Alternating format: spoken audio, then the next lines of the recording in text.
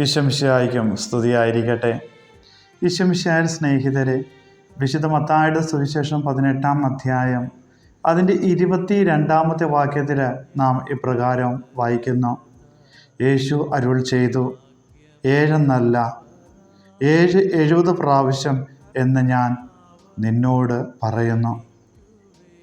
എൻ്റെ സഹോദരൻ എന്നോട് തെറ്റ് ചെയ്യുകയാണെങ്കിൽ ഞാൻ എത്ര പ്രാവശ്യം ക്ഷമിക്കണം എന്ന ചോദ്യത്തിന് മറുപടിയായിട്ടാണ് ഈശോ പത്രോസിനോട് ഇപ്രകാരം പറയുന്നത്.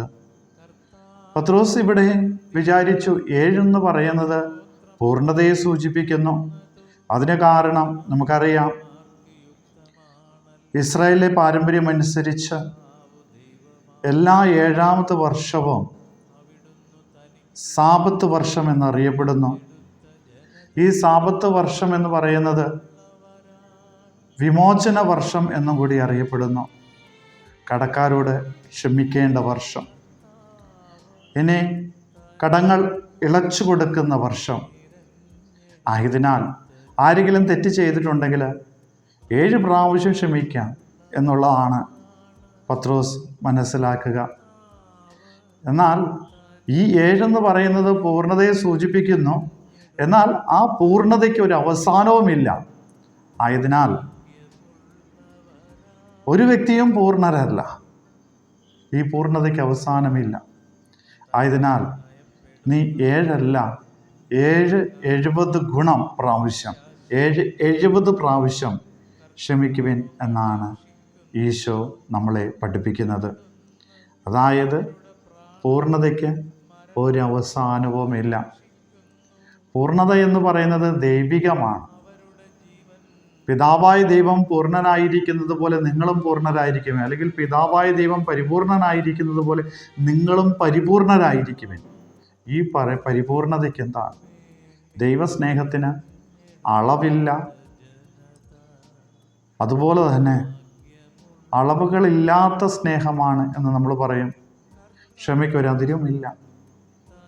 ക്ഷമിക്കുന്നവനാണ്, കാരുണ്യവാനാണ്, സ്നേഹനിധിയാണ്. അവിടെ ഒരവസാനവും ഇല്ല. അപ്പോൾ നീ പൂർണ്ണനാകാൻ ആഗ്രഹിക്കുന്നുവെങ്കിൽ, നീ പരിപൂർണതയിലേക്ക്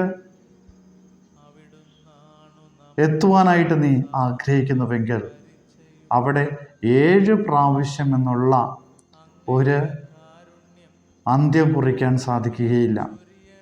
അത് പൂർണ്ണതയുടെ ഒരു ഘട്ടമായിട്ട് നീ ചിന്തിക്കരുത്. മറിച്ചോ അങ്ങനെ ഒരു ഘട്ടമില്ല. ദൈവസ്നേഹത്തിന് ഒരളവുമില്ല, ഒരു പരിമിതിയുമില്ല. ആയതിനാൽ നീ നിന്റെ സ്നേഹത്തിൽ, അല്ലെങ്കിൽ നിന്റെ സ്നേഹത്തിന് നീ ഒരു അതിരും കൽപ്പിക്കരുത്. അത് തുടർന്നുകൊണ്ടേയിരിക്കണം. നിന്റെ കാരുണ്യത്തിന്, നീ കാരുണ്യം കാണിക്കുന്നതിൽ, കരുണ കാണിക്കുന്നതിൽ ഒരു പൂർണ്ണമായിട്ടുള്ളൊരു ഘട്ടമില്ല, പൂർണ്ണതയുടെ ഒരു ഘട്ടമില്ല. അത് തുടർന്നുകൊണ്ടേയിരിക്കണം. അപ്പോഴാണ് നീ ദൈവത്തെ പോലെ ആയി മാറുക. ആയതിനാൽ ഒരു പരിമിതിയോ ഒരു അവസാനമോ നിന്റെ ജീവിതത്തിൽ സ്നേഹത്തിനോ കരുതലിനോ കരുണയ്ക്കോ പാടുള്ളതല്ല എന്ന് യേശുവിൻ്റെ ഈ വാക്കുകളിൽ നിന്ന് നമുക്ക് മനസ്സിലാക്കുവാനായിട്ട് സാധിക്കും. ആയതിനാൽ പ്രിയപ്പെട്ടവരെ, ആ കൃപയ്ക്ക് വേണ്ടി പ്രാർത്ഥിച്ചുകൊണ്ട് ഇന്നത്തെ ദിവസം നമുക്ക് അവസാനിപ്പിക്കാം.